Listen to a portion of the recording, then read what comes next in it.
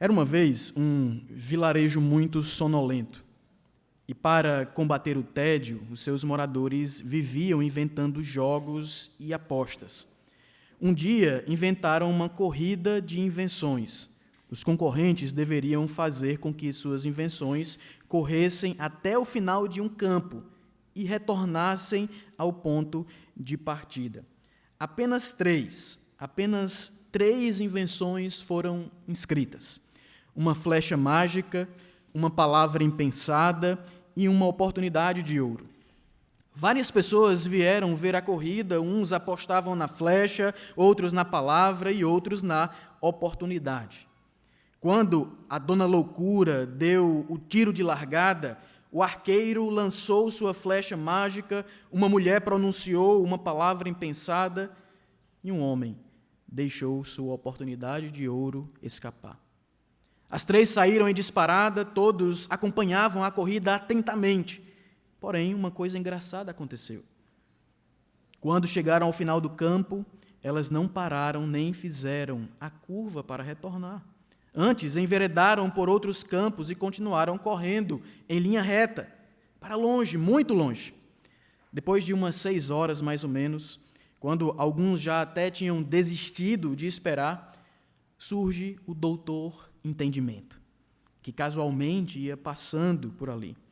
Ao saber da aposta, ele caiu na gargalhada e disse: "Vocês estão aqui há 6 horas esperando? Como vocês são tolos! Vocês ainda não sabem que a flecha lançada, a palavra pronunciada e a oportunidade escapada nunca mais voltam?" A partir dessa história ilustrativa, nós podemos fazer uma pergunta extremamente importante.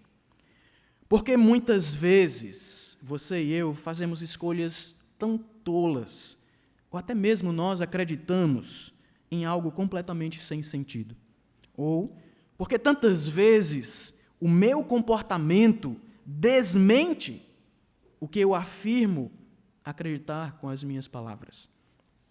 A resposta é porque nós damos ou não damos ouvidos à voz do entendimento, à voz da sabedoria. Não qualquer tipo de sabedoria, mas a sabedoria divina. E no texto de hoje nós veremos o que nós precisamos fazer diante disso. Por isso eu queria convidar você a abrir a sua Bíblia em Tiago capítulo 1, versos 5 a 8. Tiago capítulo 1, versos 5 a 8.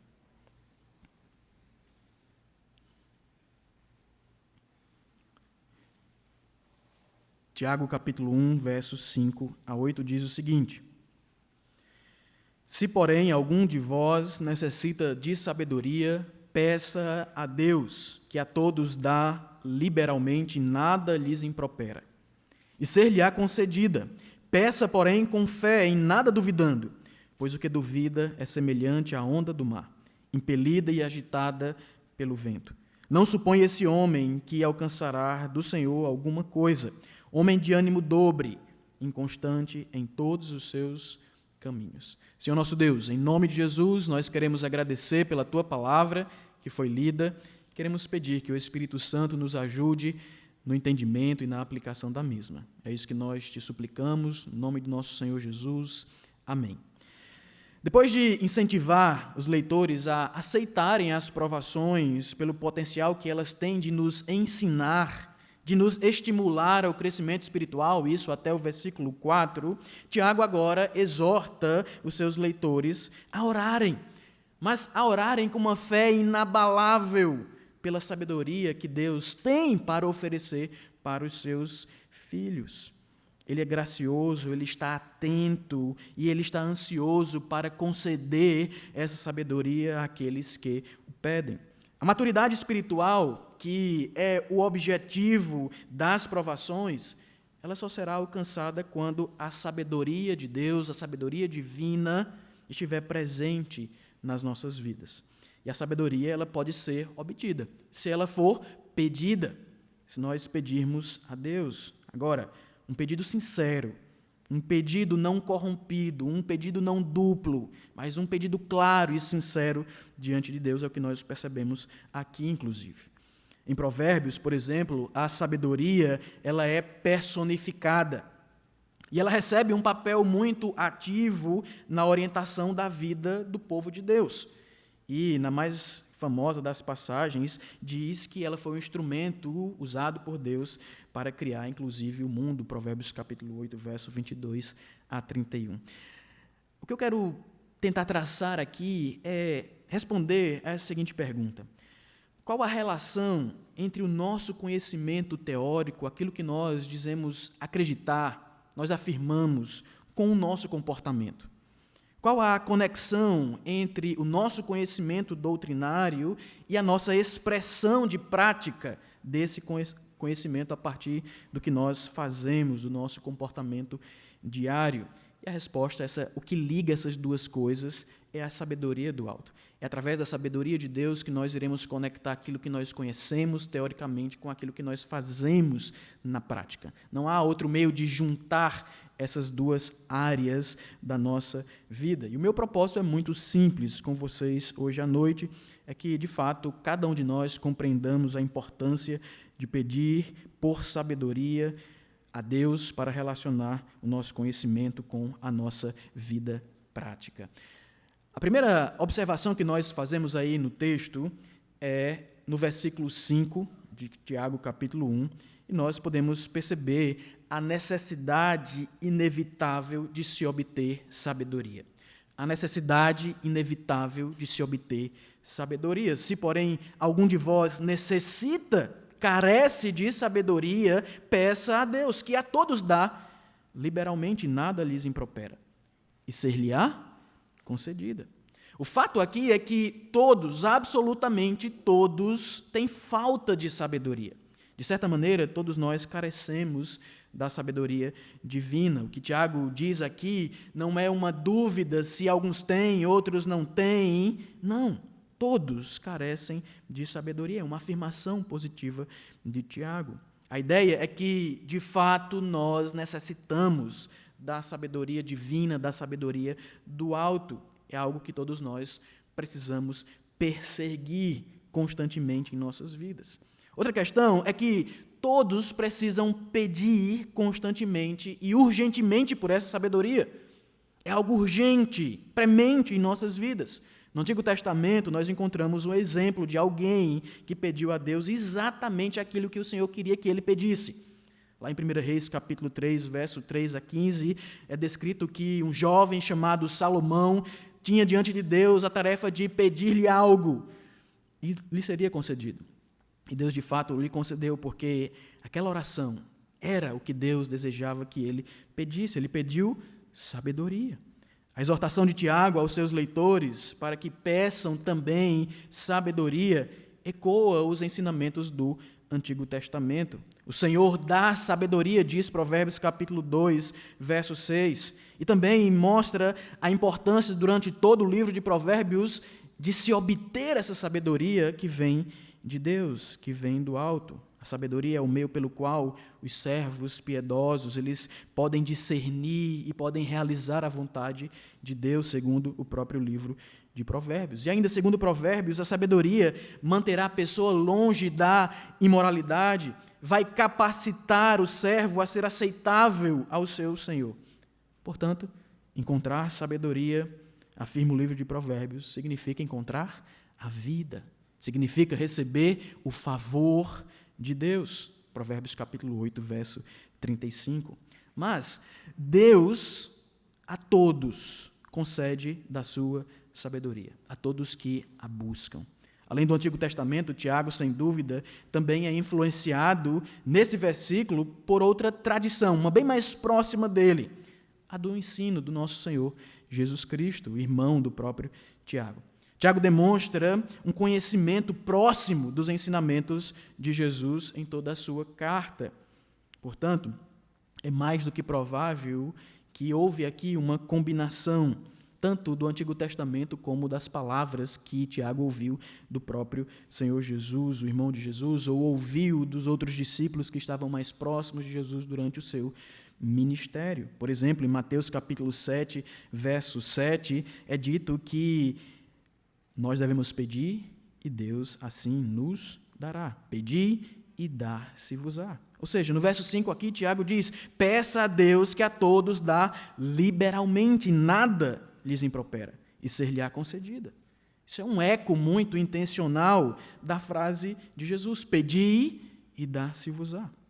Jesus prossegue, inclusive, nessa seção do Sermão da Montanha, e no capítulo 7, verso 11, ele diz que o que é pedido a ele responde positivamente baseado no seu caráter.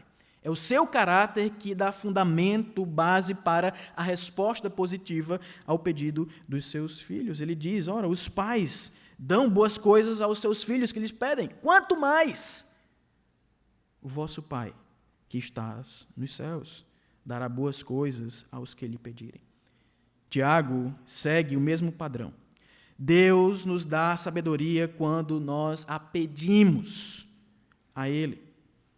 Ele é um Deus que dá liberalmente, Ele é um Deus que dá generosamente da sua sabedoria. E Tiago deixa claro que o crente não deve jamais hesitar em pedir sabedoria a Deus. Como se Deus fosse nos repreender porque nós estamos em falta, sendo que Ele quer que nós nos aproximemos cada vez mais dEle nesses momentos. Exatamente nesses momentos. Pedindo, suplicando pela sua sabedoria que tanto nós necessitamos. Irmãos, as provações, e basicamente esse começo de Tiago fala sobre isso, nós já vimos em um momento anterior, as provações são a maneira de Deus fazer com que nós enxerguemos as coisas em nossa vida da forma que Ele realmente quer que nós as percebamos. Ponto. As provações servem para isso também, para nós observarmos aquilo que tem ocorrido em nossa vida da ótica de Deus, sob o prisma de Deus. É isso que Ele quer que nós façamos. Para que nós obtenhamos essa capacidade de ver as coisas sob a perspectiva divina, o Senhor usa as provações para isso, mas a questão-chave é que este resultado ele só será possível por meio da sabedoria que Ele nos concede, por meio da sabedoria do alto, por meio da sabedoria divina. E nós não a encontraremos se nós buscarmos essa sabedoria em um curso acadêmico, se nós buscarmos essa sabedoria na nossa própria experiência pessoal, se nós buscarmos essa sabedoria em alguém que nós admiramos num olhar meramente humano, não. Nós encontraremos essa sabedoria no próprio Deus. Somente em Deus nós encontraremos a sabedoria do alto, sabedoria que é dele. Mas, além da necessidade inevitável de se obter sabedoria, no verso 6, nós podemos perceber a necessidade inevitável de se buscar a sabedoria de maneira correta. Então é isso que diz Tiago capítulo 1, verso 6. Peça, porém, com fé, em nada duvidando, pois o que duvida é semelhante à onda do mar, impelida e agitada pelo vento. A necessidade inevitável de se buscar a sabedoria de maneira correta. Há uma condição para se alcançar essa sabedoria. A condição é a fé. É por meio da fé que nós acessamos essa sabedoria. No versículo 5, Tiago nos exortou a pedir a Deus em oração a sabedoria.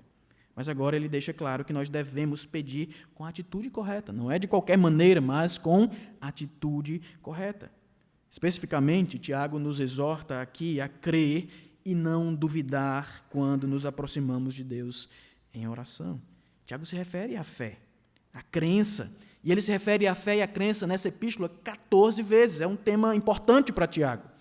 Tanto é que ele trabalha durante toda a epístola sobre essa temática. E 9 das referências vêm daquela seção tão conhecida de fé e obras, Tiago capítulo 2, verso 14 a 26, onde ele enfatiza lá a verdadeira fé cristã como uma qualidade ativa do cristão, uma qualidade ativa do crente, e produz frutos. Essa fé produz frutos na vida daquele que a possui.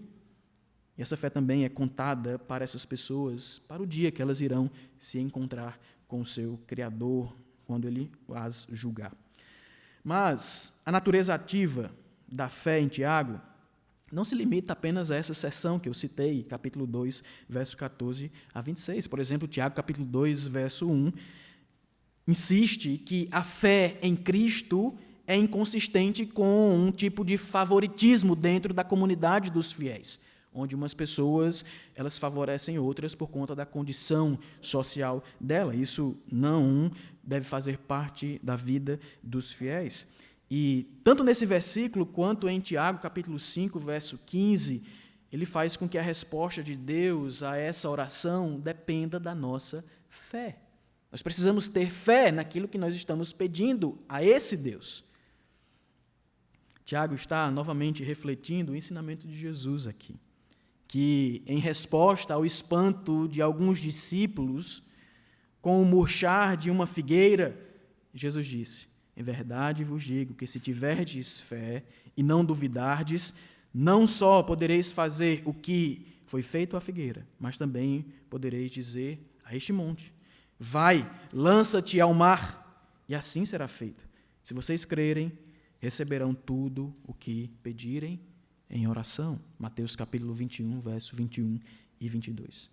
Importante enfatizar aqui que tudo o que vocês pedirem é muito claramente qualificado pelas Escrituras em outros lugares, incluindo apenas aquilo que está de conformidade com a vontade de Deus.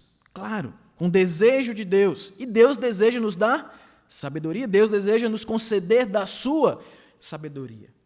Em Tiago, esse ponto ele fica claro pela exortação e a conexão aí no verso 5, onde ele fala primeiro do desejo de Deus de dar sabedoria ao seu povo.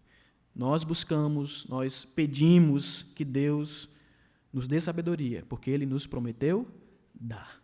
E Ele quer, e Ele está empenhado nisso. E certamente Ele prometeu conceder sabedoria a quem lhe pedir com fé, para quem lhe pedir da maneira adequada, correta, com fé naquilo que Ele prometeu. Mas nós podemos perceber aí ainda nesses versículos a ausência de fé, como um levar-nos para direções turbulentas na vida, aleatórias na vida. Em Tiago, o oposto de crer é duvidar. E Tiago provavelmente está pensando em um tipo forte de dúvida aí.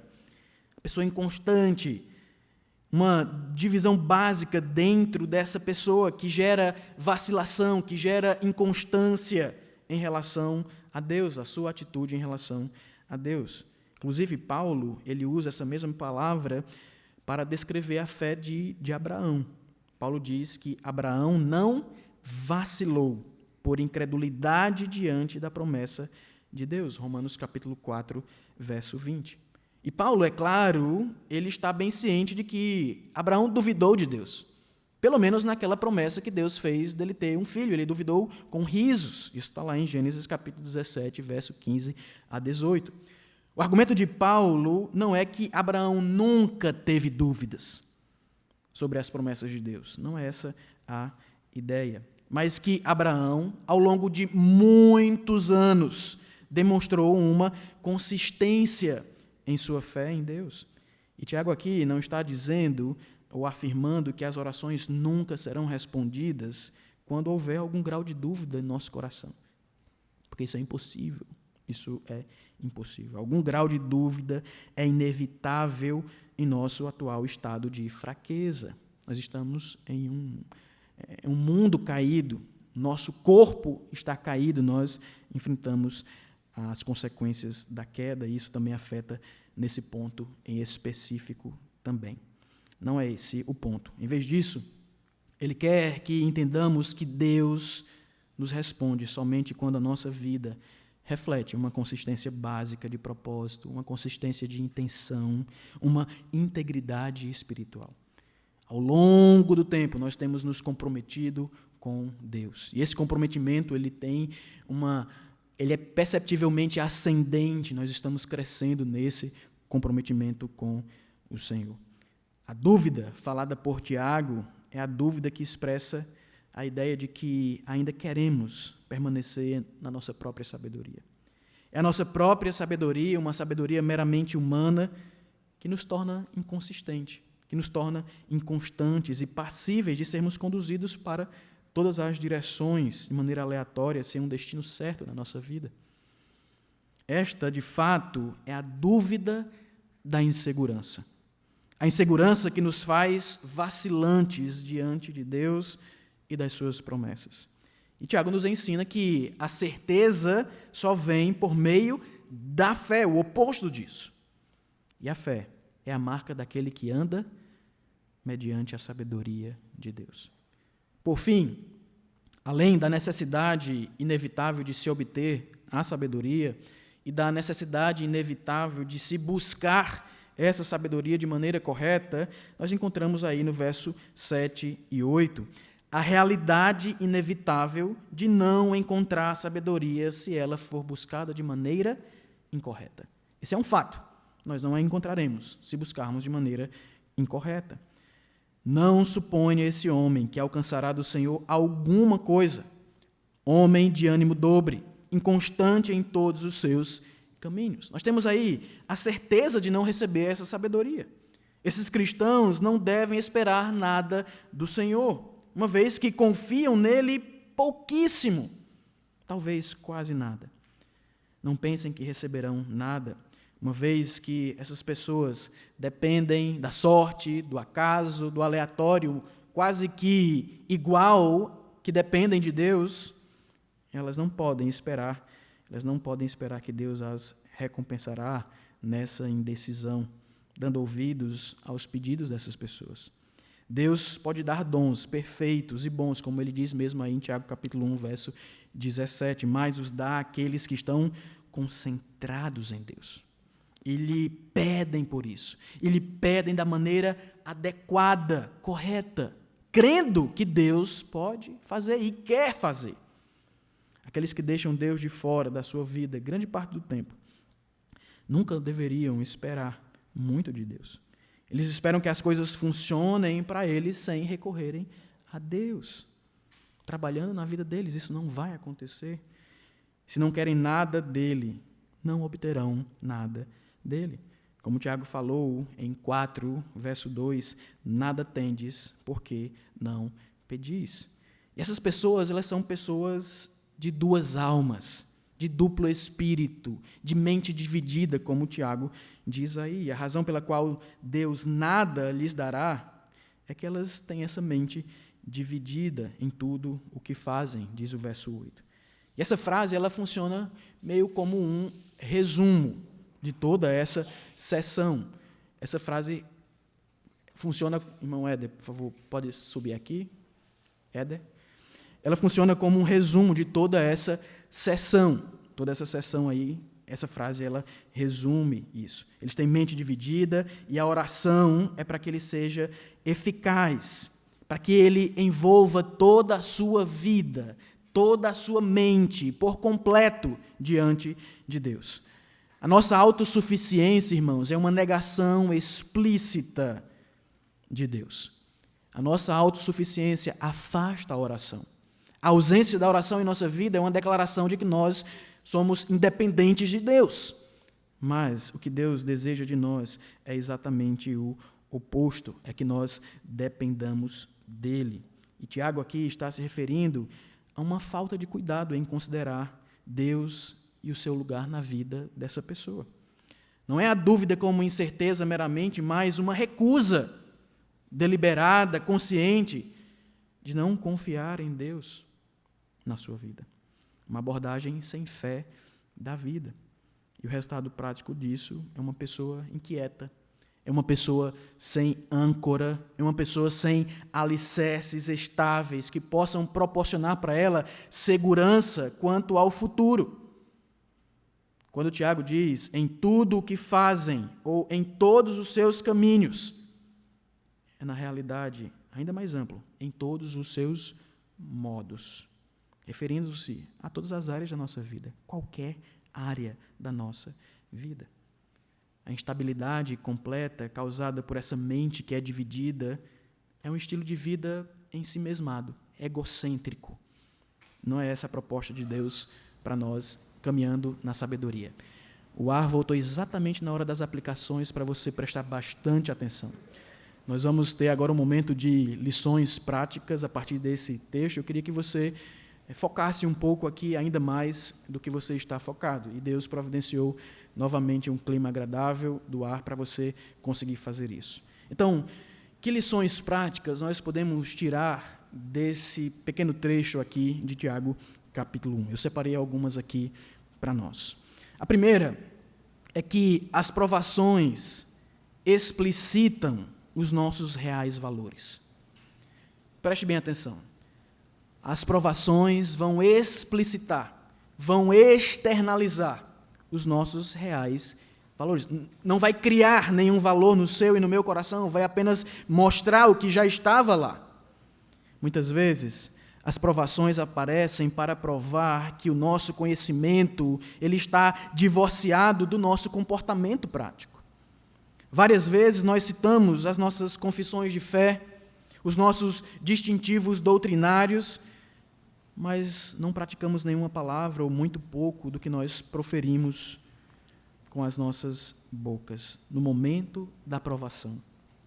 Sabe por quê? Porque o Deus da doutrina que sai pela nossa boca não é o mesmo Deus que está enraizado no nosso coração. Quer um exemplo prático disso?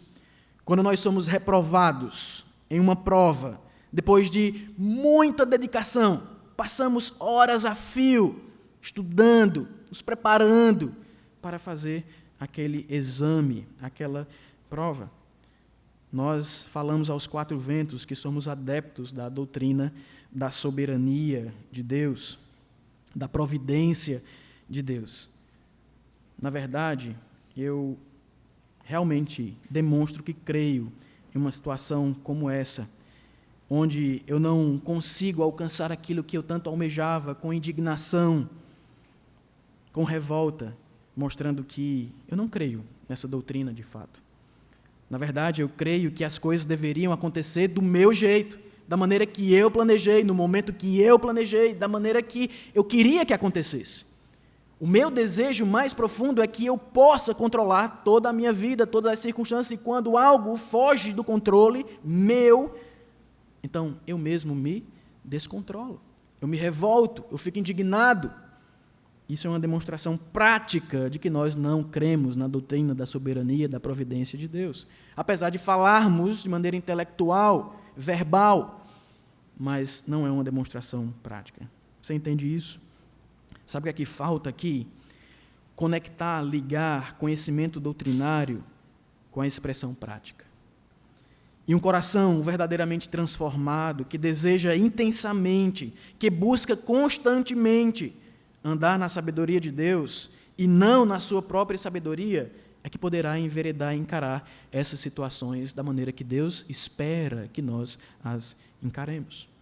Uma outra lição é que nós devemos buscar a sabedoria para saber lidar com as provações.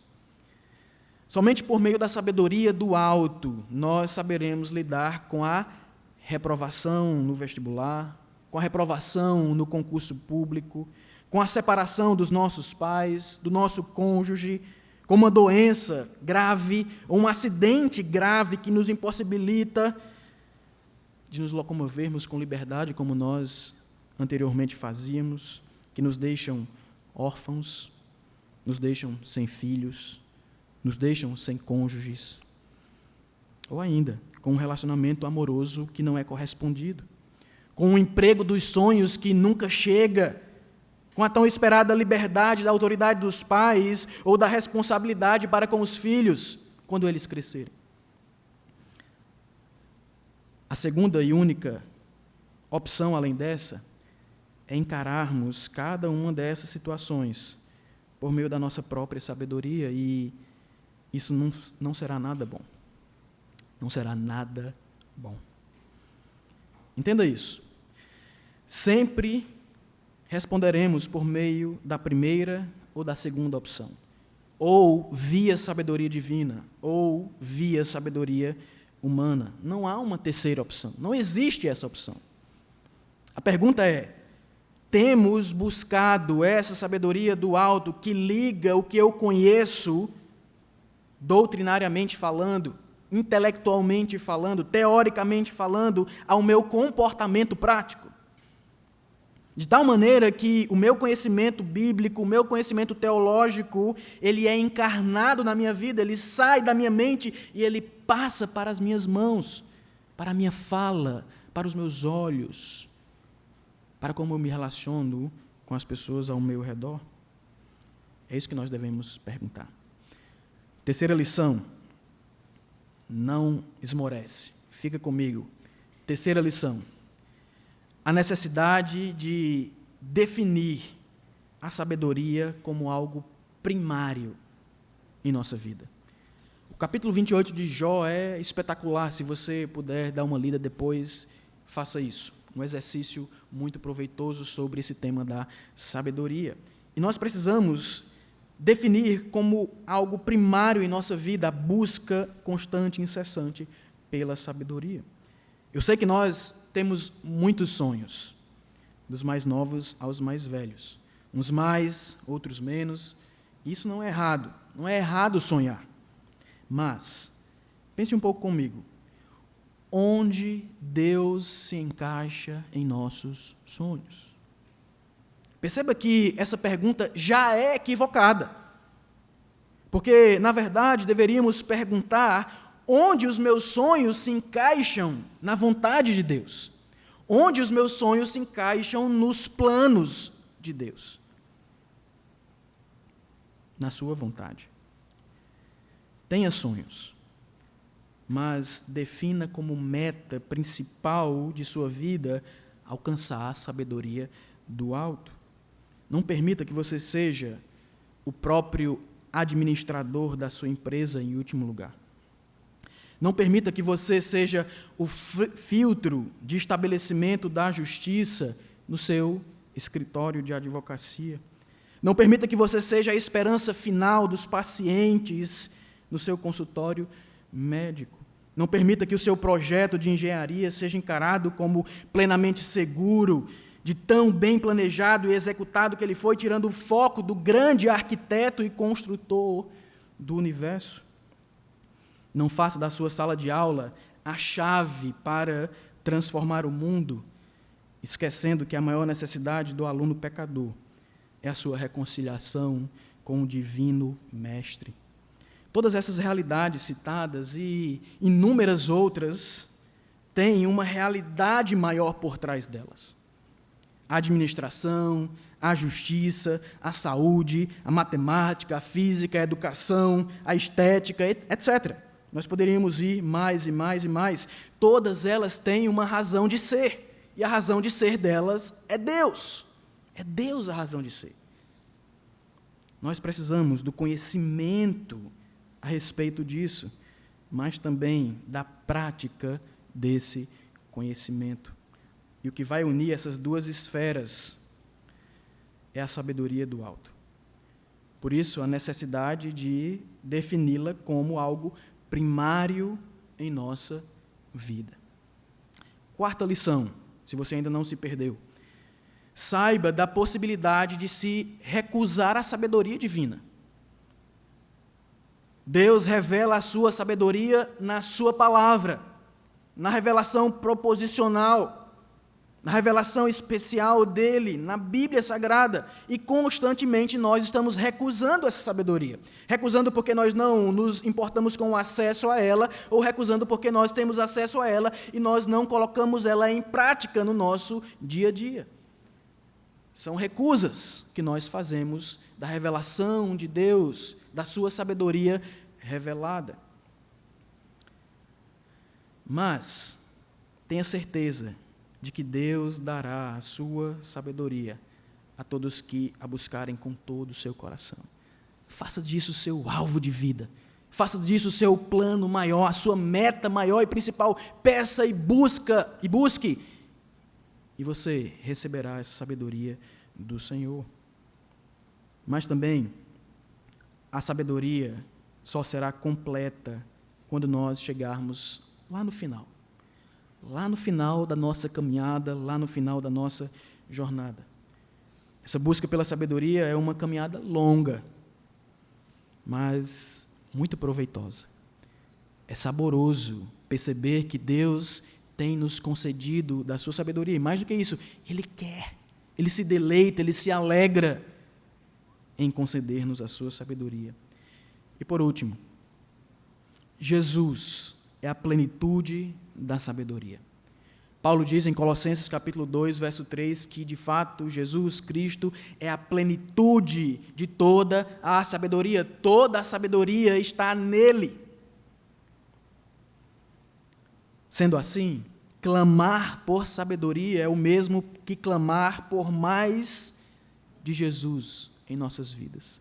Por isso que Paulo também diz em Romanos capítulo 8, verso 29, que Deus quer fazer-nos um bem, e o bem é nos fazer cada vez mais parecidos com Jesus, transformar-nos à semelhança do seu Filho Jesus.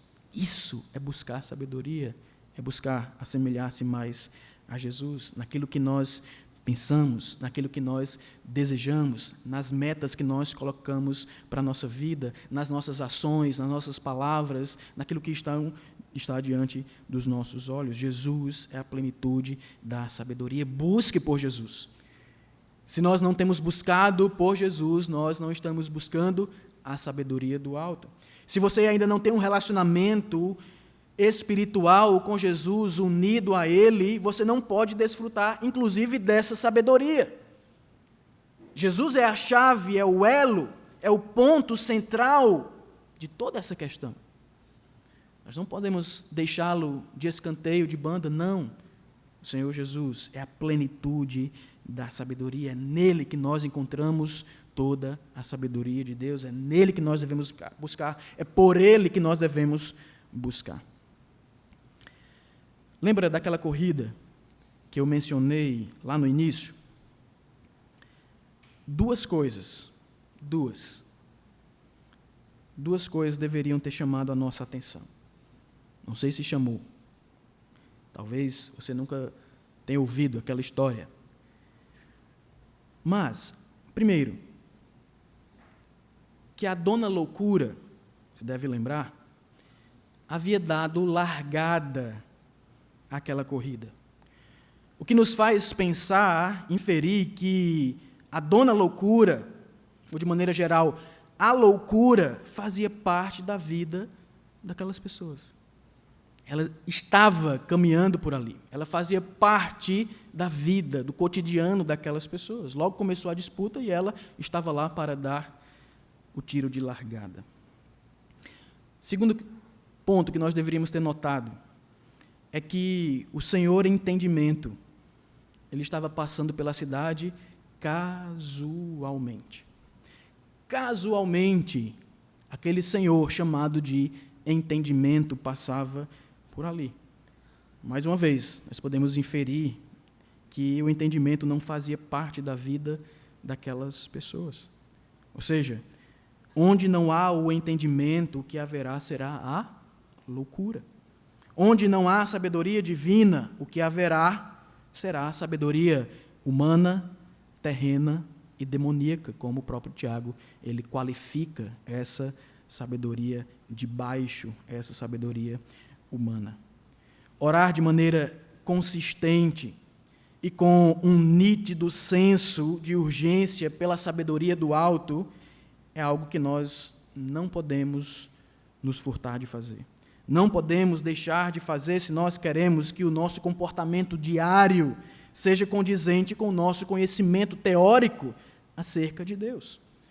Eu posso conhecer muito teoricamente a respeito de Deus, mas eu preciso da sabedoria para que eu conecte isso à minha vida diária, à minha vida prática, em todos os meus relacionamentos. Por isso que eu preciso clamar a Deus constantemente, com toda a força, incessantemente pela sua sabedoria.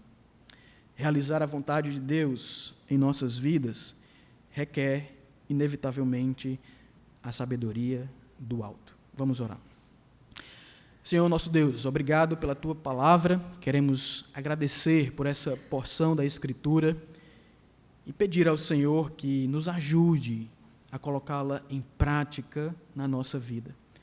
Por favor, Senhor, durante essa semana, onde nós teremos vários desafios, muitas provações, tentações, nos ajuda, ó Deus, a colocarmos em prática aquilo que nós já sabemos sobre o Senhor. As Tuas promessas, as verdades que nós podemos enxergar com os nossos olhos na Tua palavra. Inclusive, essas verdades que hoje nós ouvimos, com a nossa própria força, Senhor, com os nossos próprios recursos, nós não conseguiremos fazer isso. Por isso nós rogamos o Teu auxílio, pedimos que o Senhor nos conceda a Tua sabedoria para que nós, então, vivamos de maneira a agradar o Senhor, a glorificar o Senhor em todos os momentos que nós teremos de encarar, viver durante essa próxima semana. Que o Senhor seja com os Teus filhos, servos, servas que aqui estão e aqueles que não puderam estar. Que o Senhor continue cuidando e dirigindo a vida de cada um de nós. É isso que eu te peço, agradecido, no nome de Jesus. Amém.